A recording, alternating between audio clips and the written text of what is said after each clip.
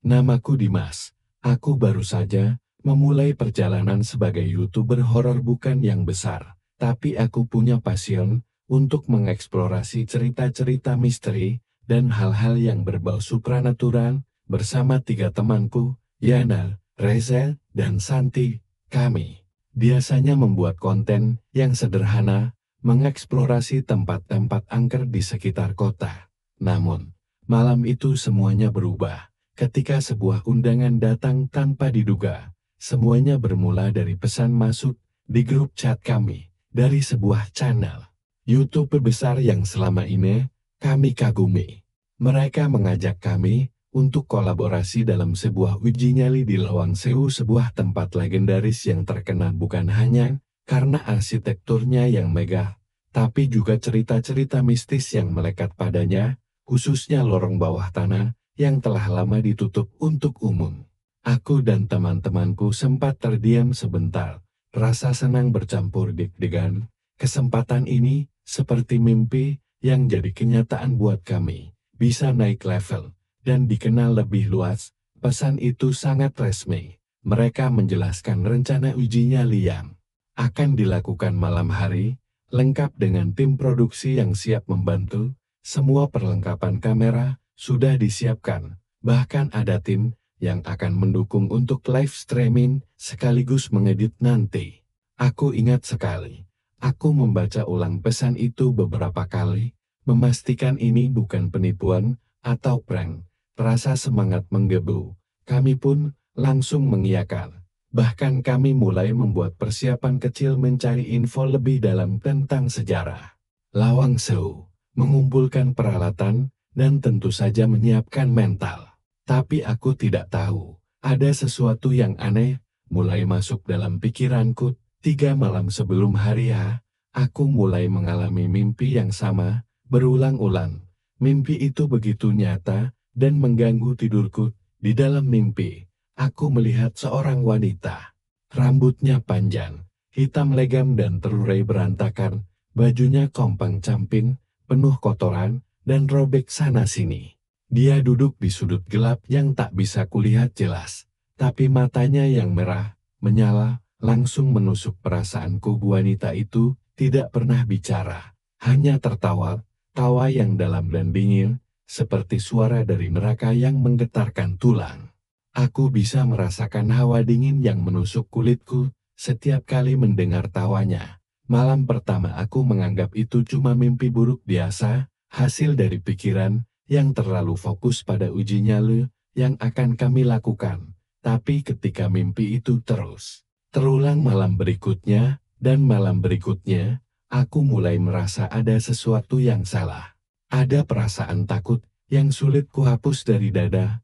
Aku mencoba mengabaikannya, bilang ke diri sendiri bahwa ini cuma permainan pikiran. Aku juga sempat cerita pada teman-temanku, tapi mereka hanya bilang aku terlalu baper dan terlalu banyak baca cerita horor.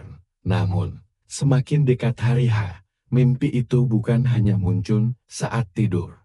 Kadang aku merasa seperti melihat sosok itu di sudut kamar saat lampu redup, atau mendengar tawa samar ketika aku sedang sendiri. Rasanya seperti ada yang mengikuti dan memperhatikan aku. Tapi ketika aku menoleh, tak ada siapa-siapa. Aku mulai sulit tidur nyenyak, sering terbangun dengan keringat dingin. Sementara itu, Reza, Yana, dan Santi tidak mengalami hal yang sama.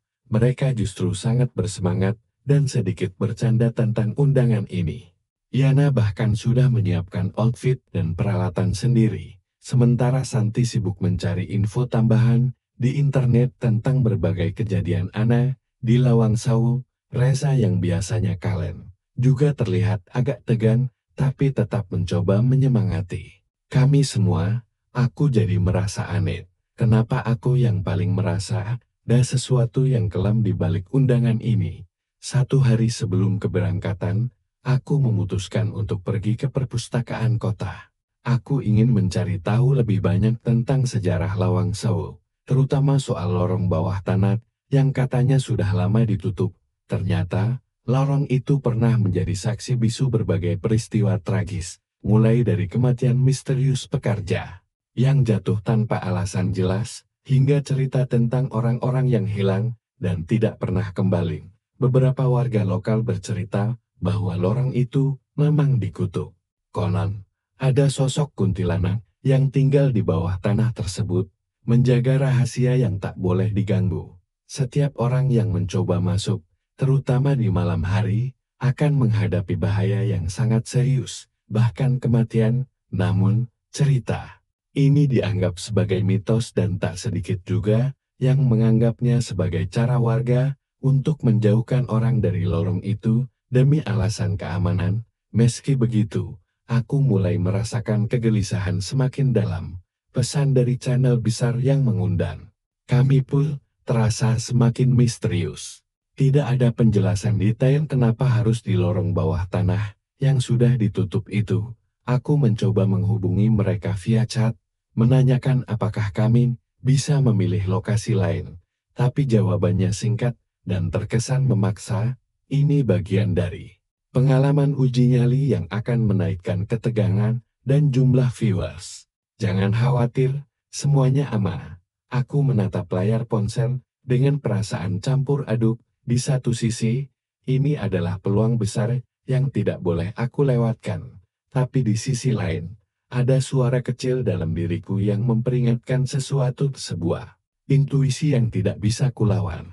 Malam itu, aku duduk di kamar, memandangi pesan undangan sambil memikirkan mimpi dan cerita yang sudah aku baca. Tawa wanita dalam mimpiku terngiang-ngiang di kepalaku. Aku tahu, ini bukan sekadar mimpi biasa, ini adalah peringatan. Tapi aku tidak bisa mundur sekarang. Ini perjalanan yang sudah kami sepakati bersama. Aku menarik napas dalam-dalam, berusaha menenangkan diri, mencoba berkata pada diri sendiri bahwa aku kuat, dan kami semua akan pulang dengan selamat. Namun, ada satu hal yang aku putuskan. Aku akan merekam setiap detail malam itu. Jika ada sesuatu yang terjadi, aku ingin dunia tahu apa yang sebenarnya kami alami. Hari H semakin dekat. Lampu kota mulai redup, dan aku duduk termenung di depan kamera. Perasaan campur aduk antara takut dan penasaran berkecamuk dalam dada. Apa yang menunggu kami di Lawang Sewu? Apakah mimpi burukku akan menjadi kenyataan?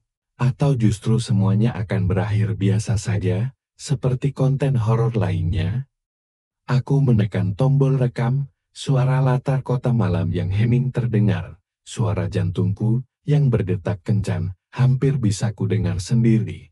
Aku tahu satu hal pasti, ini akan menjadi pengalaman yang tidak akan pernah aku lupakan, dan aku berharap aku bisa keluar dari sana dalam keadaan utuh bersama teman-temanku.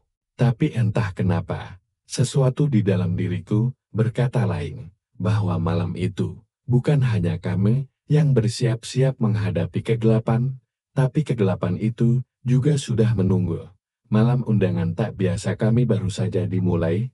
Malam itu, udara di sekitar Lawang Sewu terasa begitu dingin. Meskipun kota Semarang masih ramai dengan lampu jalan dan suara kendaraan yang berlalu lalang, kami tiba sekitar pukul 11 malam. Tepat waktu sesuai jadwal yang diberikan oleh tim produksi channel besar yang mengundang kami. Di depan pintu masuk utama Lawang Sewu sudah berdiri beberapa kru dengan perlengkapan kamera dan alat perekam yang lengkap. Ada suasana serius yang menyelimuti mereka, berbeda dengan semangat riang kami beberapa hari sebelumnya saat menerima undangan. Lawang Sewu, bangunan tua yang terkenal megah dan angker itu, tampak lebih menakutkan malam itu. Kabut tipis mulai menyelimuti halaman depan, mempertegas bayangan gedung-gedung tua yang berdiri kokoh.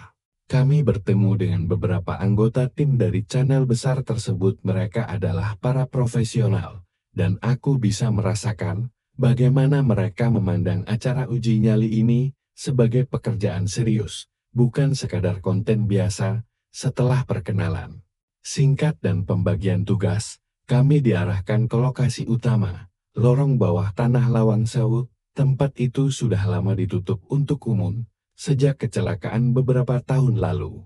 Penutupan itu resmi Katanya karena alasan keselamatan struktur lorong yang sudah rapuh dan bahaya lain, seperti gas beracun. Tapi warga sekitar punya cerita lain, mereka bilang ada kutukan yang mengikat lorong itu, sesuatu yang tak boleh diganggu sembarangan. Pintu besi tua yang berkarat dibuka oleh salah satu kru, bol lembab dan besi tua langsung menyergap indera penciuman kamu. Gelap total kecuali cahaya senter dan kamera infrared yang kami bawa. Suara langkah kaki menggema pelan, memantul di dinding batu yang dingin dan kasar. Aku mengamati wajah teman-temanku Yana, Reza, dan Santi. Mereka tampak tegang, meskipun berusaha tersenyum. Aku sendiri berusaha mengendalikan detak jantung yang mulai naik. Perasaan campur aduk antara penasaran dan takut mulai menguasai kami semua. Santi ditugaskan masuk pertama. Alasannya sederhana. Dia paling berani dan sudah terbiasa dengan suasana horor. Kami memberikan walkie-talkie dan kamera infrared kepadanya. Santi berjalan pelan. Langkahnya tertata, tapi jelas terlihat ketegangan di matanya. Aku sempat melihatnya menoleh ke belakang, seperti memastikan kami benar-benar melihat dia masuk ke lorong. Lorong bawah tanah itu sempit dan terasa pengap.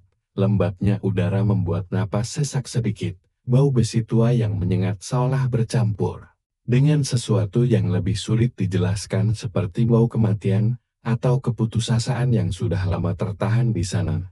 Dinding-dinding batu berlumut dan retak-retak menambah kesan angker yang sudah kami duga. Reza dan Yana berdiri dekat pintu masuk, menjaga komunikasi lewat walkie-talkie.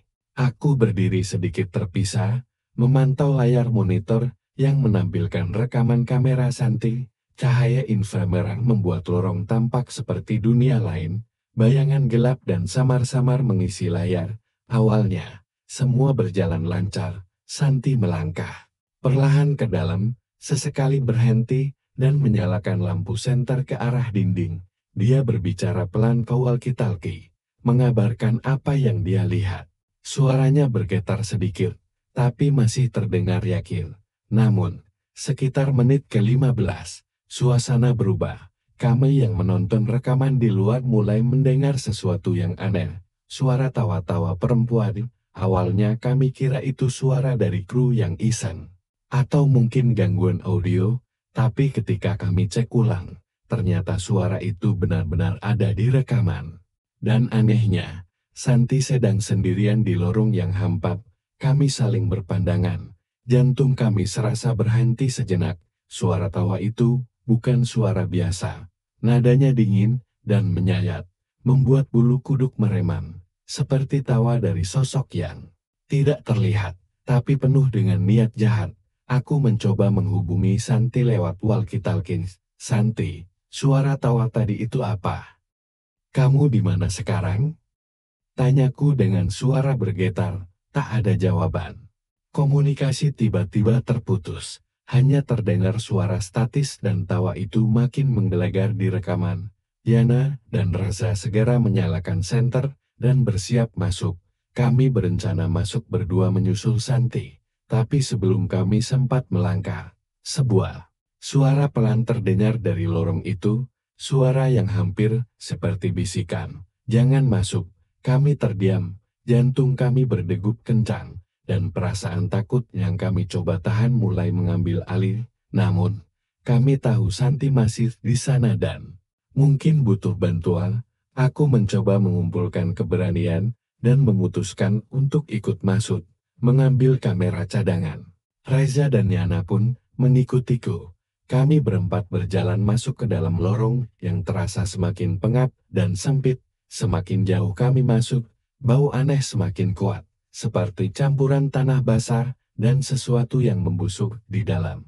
Lorong itu bercabang-cabang. Kami mulai merasa bingung dan kehilangan arah. Lampu senter dan kamera infrared kami memperlihatkan bayangan-bayangan yang bergerak samar di dinding. Suara tawa itu masih terdengar, bergema semakin dekat dan menjauh, membuat kami semakin tidak tenang. Tiba-tiba, Yana berhenti dan menunjuk ke sudut gelap. Lihat itu, katanya dengan suara gemetar. Sosok putih samar muncul di rekaman kamera kami, bayangan seorang wanita dengan rambut panjang yang menutupi wajahnya. Berdiri diam seperti menunggu, matanya jika itu benar mata berkilauan merah. Di kegelapan, kami membeku di tempat, hawa dingin menyelimuti seluruh tubuh. Santi tidak terlihat dimanapun. Hanya sandal hitamnya yang tergeletak di lantai, bersebelahan dengan bercak darah yang mulai mengering. Kami mencoba berteriak memanggilnya, tapi yang keluar hanya suara kami sendiri yang memantul di lorong. Telepon genggam kami mulai kehilangan sinyal. Walkie-talkie kembali rusak dan mengeluarkan suara statis panikan mulai merayapi kami. Setiap langkah terasa berat dan waktu seakan berjalan lebih lambat. Lorong itu seperti hidup, berputar dan memanjang tanpa ujung. Kami seperti terjebak dalam mimpi buruk. Itulah awal dari malam yang akan mengubah hidup kami selamanya. Lorong gelap yang terlupakan di Lawang Sewu tidak hanya menyimpan kegelapan, tapi juga sesuatu yang tidak bisa kami mengerti dengan akal sehat. Dan kutukan itu rupanya benar-benar ada. Santi tidak keluar dari lorong sesuai jadwal yang sudah kami sepakati. Kami semua mulai merasa gelisah. Di layar monitor, rekaman kamera infrarednya masih menunjukkan lorong yang sunyi. Tapi tak ada tanda-tanda Santi bergerak menuju pintu keluar. Suara napasnya pun sudah tak terdengar lagi lewat walkie-talkie. Aku merasakan kecemasan menjalar ke dalam dada, membuat otakku berputar dengan berbagai kemungkinan buruk. Aku dan Reza saling bertukar pandang. Kita harus masuk nyusul, kata Reza. Suaranya agak gemetar tapi penuh tekad. Yana mengangguk setuju. Walaupun aku bisa melihat ketakutan di matanya, kami menyalakan senter dan mengaktifkan kamera infrared, berusaha bersiap untuk menghadapi apapun yang ada di lorong bawah tanah itu. Kami memasuki lorong dengan langkah hati-hati, mencoba mengikuti jejak Santi, namun lorong itu ternyata lebih rumit daripada yang kami bayangkan. Banyak percabangan, belokan sempit, dan lorong-lorong kecil yang gelap gulita. Kami mencoba berkomunikasi lewat walkie-talkie, tapi suaranya mulai pecah, terputus-putus seperti ada gangguan frekuensi. Apa kalian dengar suara itu? Tanya Yana tiba-tiba, suaranya berbisik. Kami diam sejenak. Dari kejauhan, terdengar bisikan samar, suara halus yang seperti berkata, "Esesah, kamu ikut aku aja." Suara itu membuat bulu kuduk kami mereman. Rasanya seperti ada yang memanggil kami, menarik kami ke dalam kegelapan yang lebih dalam. Reza mencoba membalas, tapi suara walkie-talkie hanya pecah dan terganggu, makin membuat suasana mencekam. Kami terus berjalan, mencoba mengikuti suara dan jejak Santi, tapi semakin jauh, lorong itu terasa seperti labirin yang tak berujung. Kami berputar-putar, seringkali melewati tempat yang sama. Meskipun kami yakin sudah mencoba berbagai arah, setelah sekitar 20 menit yang terasa seperti selamanya, aku mendengar suara langkah mendekat dari arah pintu keluar. Tiba-tiba, Reza muncul, wajahnya pucat pasi dan matanya melebar penuh ketakutan. Ia terengah-engah, tampak seperti baru saja berlari. "Kalian, Yana di mana?" Aku bertanya panik. Reza menggigil, suaranya hampir tak terdengar. Dia lari, kejar sesuatu. Aku nggak bisa ikuti. Aku takut, katanya gemetar. Aku berusaha menenangkan Reza, tapi hatiku sendiri sudah dipenuhi ketakutan. Yana hilang di lorong bawah tanah itu. Kami berdiri di sana, bingung dan takut sekaligus merasa bersalah, karena tidak bisa melindungi teman kami. Kami memutuskan untuk masuk semua bersama-sama, tak ada pilihan lain selain menghadapi kegelapan dan misteri itu secara bersama. Aku memegang kamera cadangan, memastikan setiap langkah kami terekam. Reza membawa senter ekstra, dan Yana, meskipun masih trauma, mencoba menguatkan dirinya untuk ikut masuk saat kami melangkah ke dalam. Suasana makin menekan, lorong terasa semakin sempit dan lembab dengan bau yang semakin menusuk. Lampu senter kami memantul di dinding yang basah, menciptakan bayangan yang bergerak-gerak mengikuti setiap langkah. Lalu, saat kami mulai merekam, ada sesuatu yang tidak bisa kami jelaskan. Di layar kamera, terlihat bayangan putih melintas dengan cepat di belakang kami. Sosok itu tidak seperti Santi atau Yana, terlalu tinggi dan terlalu rapuh, dengan rambut panjang yang terurai dan tubuh yang bergerak dengan cara yang tidak alami. Kami saling berpandangan dengan panik. Apa tanda tanya? Bisik aku. Reza menggenggam erat senter, mencoba menyalakannya ke arah bayangan itu. Tapi bayangan itu sudah menghilang dalam sekejap. Rasa dingin tiba-tiba menyergap kami semua. Udara di dalam lorong terasa berat, seperti dipenuhi oleh kehadiran yang jahat dan menekan. Suara tawa perempuan yang kami dengar sebelumnya semakin jelas terdengar. Kini seperti berasal dari setiap sudut lorong. Yana yang sejak tadi diam, tiba-tiba menggigil hebat dan berkata, "Kita harus keluar, sekarang juga." Namun aku tahu, kami tidak bisa keluar begitu saja. Yana hilang, Santi juga belum ketemu. Kami harus menemukan mereka. Tapi semakin lama kami mencoba mencari, semakin kami tersesat dalam lorong yang seperti berubah-ubah bentuknya sendiri. Langkah kami semakin pelan dan hati-hati, berusaha mendengarkan setiap suara dan melihat setiap gerakan bayangan. Suara SSH. "Kamu ikut aku aja," masih terus bergema, memanggil kami semakin dalam ke dalam kegelapan. Ketakutan dan rasa putus asa mulai menguasai. Aku menengok ke belakang dan melihat wajah teman-temanku yang pucat dan ketakutan. Namun kami tetap berusaha bertahan. Malam itu, lorong bawah tanah Lawang Sewu bukan hanya menyembunyikan kegelapan fisik, tapi juga kegelapan yang jauh lebih dalam, kegelapan yang mengancam nyawa kami semua. Lorong itu semakin gelap dan dingin ketika kami melangkah dengan hati-hati ke ujungnya. Rasa takut yang sudah mendera sejak awal uji nyali, kini berubah menjadi ketakutan yang nyata dan menekan. Udara pengap terasa semakin berat, setiap tarikan napas terasa seperti menghisap es yang menusuk paru-paru. Di lantai yang retak dan penuh lumut, sesuatu menarik perhatian kami. Sandal hitam yang kami kenali milik Santi tergeletak di sana berantakan dan tampak seperti terlempar dengan kasar. Tepat di sebelahnya, bercak darah merah pekat membekas di batu dingin. Tapi tidak ada jasad, tidak ada tubuh, tidak ada tanda-tanda kehidupan selain benda-benda itu yang mengingatkan kami bahwa Santi pernah berada di sana. Kami berdiri membeku, rasa cemas mengalir deras di seluruh tubuh. Kami saling pandang, mencoba mencari jawaban, tapi tak satu pun dari kami yang berani maju lebih jauh. Tiba-tiba, suara tawa yang dingin dan mengerikan itu terdengar lagi. Kali ini, bukan hanya lewat rekaman atau imajinasi, tapi jelas terdengar oleh telinga kami sendiri, bergema di lorong yang sempit, seolah berasal dari balik bayangan yang mengelilingi kami. Suara itu seperti suara roh yang menghantui, beresonansi dengan getaran jantung kami yang makin cepat. Suara tawa itu berulang kali menyusup ke pikiran, membekukan darah, dan mengikat kaki kami di tempat. Reza tiba-tiba terjatuh. Kami semua terkejut dan panik. Dia ambruk tanpa sebab yang jelas. Tubuhnya lemas dan tak sadarkan diri. Aku mendekat dan merasakan denyut nadinya, detak jantungnya masih ada, tapi napasnya dangkal dan matanya tertutup rapat.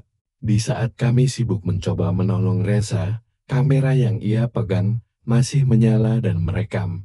Aku mengambilnya dan menyalakan layar kecilnya. Dengan ketakutan yang membuncar, aku melihat rekaman itu, dan apa yang terlihat membuat seluruh tubuhku membeku. Sosok wanita itu muncul di layar. Dia berdiri membelakangi kamera, di tengah lorong yang gelap dan lembab. Rambut panjangnya menjuntai hingga menyentuh lantai, kusut dan berantakan seperti akar pohon yang terdampar di tanah. Pakaiannya compang-camping, terlihat seperti sudah bertahun-tahun tidak dicuci, penuh noda dan sobekan. Lalu, secara perlahan, sosok itu menoleh. Matanya merah menyala seperti bara api yang membakar kegelapan. Tatapan itu menusuk ke dalam jiwa, membawa rasa dingin yang mengerikan dan ketakutan yang mendalam. Sosok itu tersenyum tipis, tanpa suara, tapi seolah menyampaikan pesan mengerikan. Kami bukan tamu yang diinginkan di sini. Kami tidak bisa berdiri diam lebih lama. Aku menarik Yana, yang juga mulai gemetar ketakutan. Kami menggendong Reza, berusaha untuk keluar dari lorong sesegera mungkin. Namun, lorong yang kami lewati tiba-tiba berubah. Jalan yang kami ingat, pintu yang kami kenal, semua tampak memanjang, berputar, dan membingungkan. Kami seperti terjebak dalam mimpi buruk yang nyata. Lorong itu bergerak sendiri, memperpanjang dan berbelok tanpa pola yang bisa kami pahami. Setiap kali kami merasa sudah dekat dengan pintu keluar, lorong itu menghilang dan kami terperangkap kembali dalam kegelapan yang tidak berujung. Rasa panik mulai menguasai kami. Napas kami tersengal-sengal, jantung berdegup keras. Kami berlari, tapi tidak juga menemukan jalan keluar.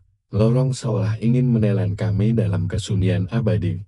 Suaranya kembali tawa yang menusuk telinga, bergema dan menggaung di dinding batu. Kami menutup telinga, tapi suara itu menembus hingga ke tulang, membuat kepala kami sakit luar biasa. Salah satu dari kami berteriak, tapi suaranya hilang ditelan gemuruh tawa itu.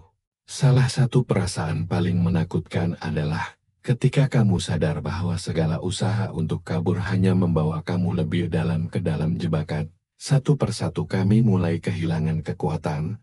Aku merasakan pandanganku mengabur. Dunia berputar semakin cepat. Kaki mulai terasa lemas dan berat, seperti tertarik oleh sesuatu yang tak terlihat. Kegelapan menyelimuti kami secara perlahan. Aku mendengar suara Yana yang berbisik dengan putus asa, "Dimas, jangan tinggalkan aku." Lalu, semuanya menjadi sunyi. Ketika aku membuka mata, aku tidak tahu berapa lama kami telah pingsan. Kami tergeletak di lantai batu dekat pintu keluar lorong bawah tanah. Warga sekitar menemukan kami, membawa kami ke ruang evakuasi. Namun, kami yang tersisa tahu sesuatu, bahwa kami baru saja selamat dari sesuatu yang jauh lebih mengerikan daripada yang bisa kami bayangkan. Santi telah pergi selamanya, Diana hilang tanpa jejak, Reza masih terbaring lemah, dan aku membawa rasa takut yang tak akan pernah hilang. Kutukan Lawang Sewu bukan hanya legenda, ia nyata, dan ia menunggu korban selanjutnya. Kami tersadar di ruang evakuasi, dengan perasaan campur aduk lelah, bingung, dan ketakutan. Ruangan kecil itu dipenuhi oleh warga sekitar, yang datang membantu kami, membawa selimut, dan air. Beberapa dari mereka terlihat cemas, sesekali melirik ke arah kami seolah menyimpan rahasia yang tak ingin diungkap. Aku masih ingat betul bagaimana tubuhku terasa berat, seperti baru saja bangun dari tidur panjang yang penuh mimpi buruk. Namun, apa yang terjadi di lorong bawah tanah itu jelas bukan mimpi. Santi, teman kami yang paling berani dan paling awal masuk ke lorong itu, ditemukan 2 hari kemudian. Berita itu datang seperti petir di siang bolong, menghancurkan sisa harapan yang kami pegang. Tubuhnya ditemukan di sudut lain lorong bawah tanah, dalam kondisi yang sangat mengenaskan. Wajahnya membeku, ekspresinya seolah sedang melihat sesuatu yang sangat menakutkan, sesuatu yang melampaui batas kemanusiaan dan logika. Tubuh Santi dibawa keluar oleh tim penyelamat, tapi tak seorang pun berani membuka mulut terlalu lebar tentang penyebab kematiannya. Beberapa hanya berkata itu kecelakaan, sementara yang lain berbisik tentang kutukan dan roh jahat yang menghuni tempat itu. Aku menatap wajah Santi di jenazah itu, hati terasa remuk. Bagaimana bisa seseorang yang begitu kuat berakhir seperti itu? Apa yang sebenarnya ia lihat di lorong gelap itu? Yana, yang hilang di dalam lorong saat kami masuk nyusul, hingga kini belum ditemukan. Semua pencarian yang dilakukan oleh tim air dan warga setempat berakhir dengan kegagalan. Tidak ada jejak, tidak ada petunjuk, hanya kesunyian yang menggantung berat di udara. Perasaan kehilangan itu menyiksa kami. menyisakan pertanyaan tanpa jawaban yang terus menghantui pikiran. Satu-satunya bukti yang kami miliki hanyalah video rekaman yang kami buat selama uji nyali itu. Video itu menjadi viral setelah diunggah oleh channel besar yang mengundang kami. Reaksi publik pun beragam, ada yang percaya, ada yang skeptis, bahkan ada yang menganggapnya cuma rekayasa demi popularitas. Namun bagi kami, yang melewati langsung pengalaman itu, video itu adalah saksi bisu dari kengerian yang nyata. Dalam video itu, terlihat jelas bayangan sosok wanita dengan rambut panjang, pakaian compang-camping, dan mata merah menyala yang mengintimidasi. Suara tawa yang menyeramkan berkumandang di lorong yang gelap, menyusup ke dalam setiap frame. Ada juga rekaman saat kami kehilangan komunikasi dan mulai tersesat dalam lorong yang terasa berubah-ubah. Meski dunia luar banyak yang meragukan, aku tahu kebenaran yang tersembunyi jauh lebih kelam.